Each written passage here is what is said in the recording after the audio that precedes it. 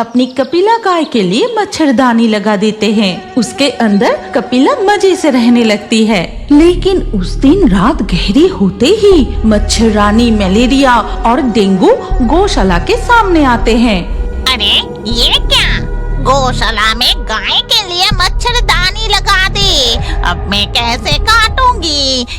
बहुत समय पहले की बात है। माधवपुर नाम के एक गांव में केशव नाम का एक गवाला अपनी पत्नी रुक्मिणी के साथ रहता था।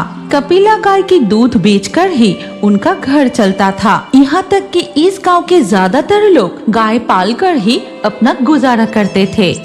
अरे कपिला, तू इतनी हिल क्यों रही है? शांत होकर खड़ी रहना, मुझे दूध दोहने ही नहीं दे रही। अरे तब से तू बस हिलते ही जा रही है।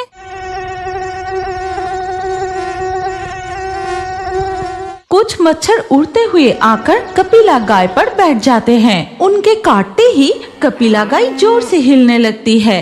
अरे तुझे क्या हुआ? जरा शांत होकर खड़ी रहना, अभी तक मेरा बाल्टी भी नहीं भरा। ए जी, सुनते हो? जरा इधर आना।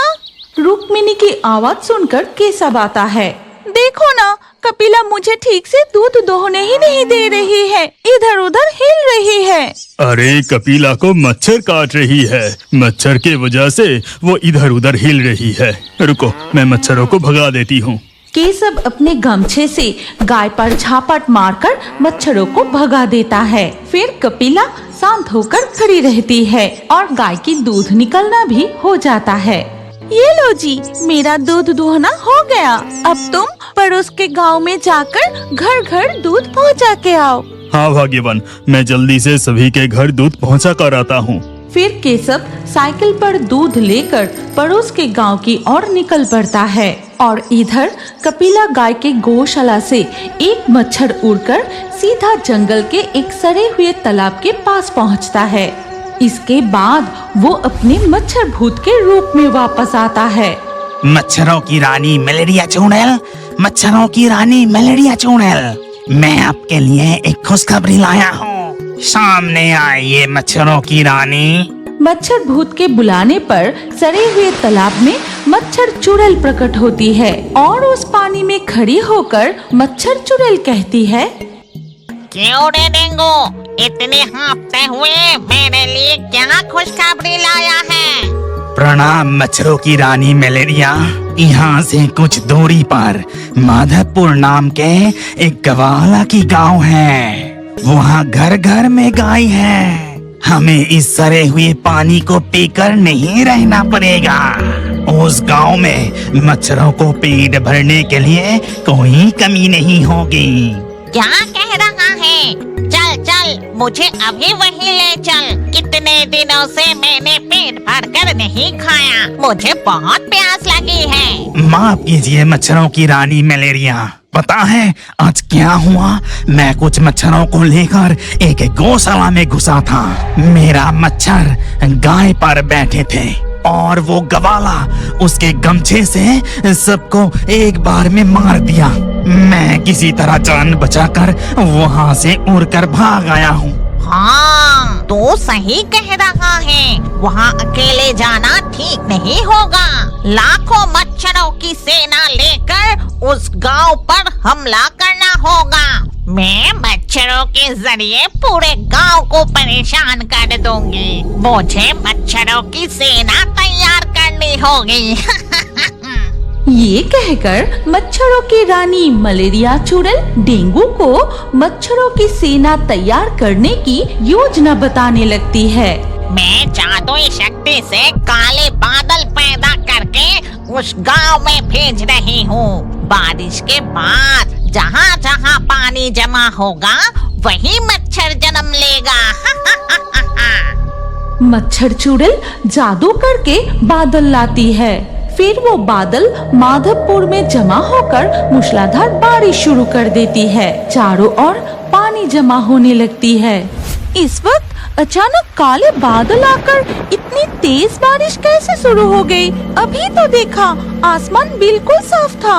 शाम होने को आई, मेरे पति भी अभी तक नहीं लौटा। रुक्मिणी की बात खत्म होते ही केशव भीगते हुए साइकिल लेकर घर लौटता है और घर के अंदर आकर कहता है, पता नहीं अचानक कहां से बादल आकर बारिश शुरू हो गई। आज बुरी तरह से भीग गई। ओहो।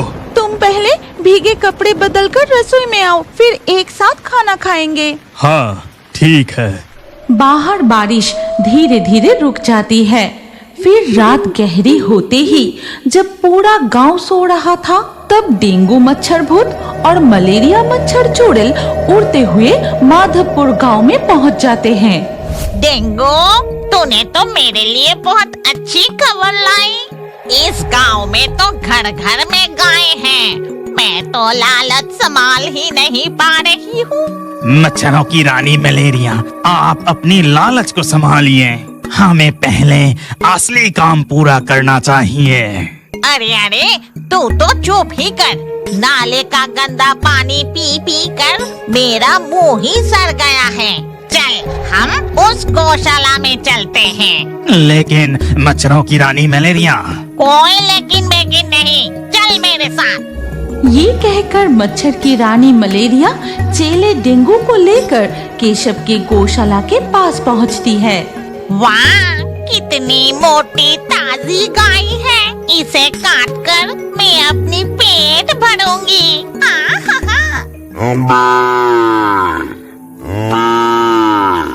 अरे हमारी कपिला गाय को क्या हुआ? इतनी रात को क्यों चिल्ला रही है?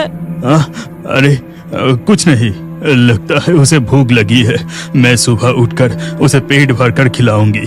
अभी तुम मुझे सोने दो। ओहो, ये गाय तो चिल्ला चिल्ला के मेरी कान ही खराब कर दी। रानी मलेरिया, लगता है वो हमें देखकर डर के मारे चिल्ला रही है। हमें छोटी मच्छर बनकर उस पर बैठना होगा।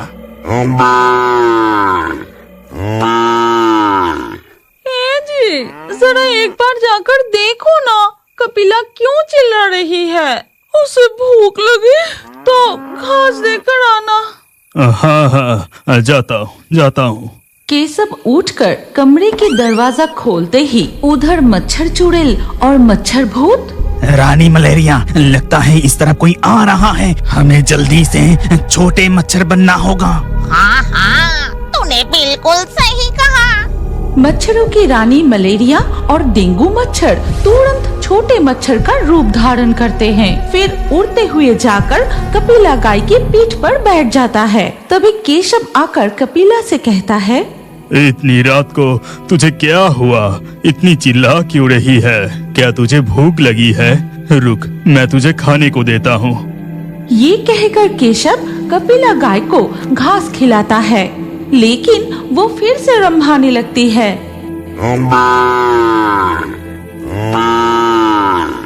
आज तुझे क्या हुआ कपिला? आधी रात को तू ऐसे कभी नहीं चिल्लाती। मैं अच्छे से देखता हूँ। केशव अच्छे से देखते ही उसे नजर आता है कि दो मच्छर कपिला को काट रहा है। अच्छा, आप समझ आया। ये बदमाश मच्छर तुझे परेशान कर रहे हैं। रुक, अभी मजा चखाता हूँ। फिर केशव गमछा लेकर कपिला के शरीर पर एक छापट मारता है और तुरंत ही दोनों मच्छर वहाँ से उड़कर भाग जाते हैं।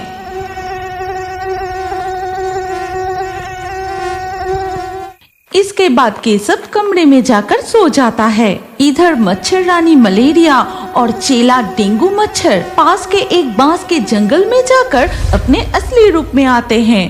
अरे बाप रे, उस गमछे की झापट से मेरी हालत ही खराब हो गई। रुक, मैं अभी मजा चखाती हूँ। ये कहकर मच्छरों की रानी मलेरिया पूरे गांव के जमा हुआ पानी में जादू करके मच्छरों से भर देती है। फिर धीरे धीरे सुबह हो जाती है और केशवपुर में मच्छरों का आतंक बढ़ने लगता है। हाट, बाजार, चाय की दुकान और घरों में भी हर तरफ मच्छर भिन भिनाने लगते हैं।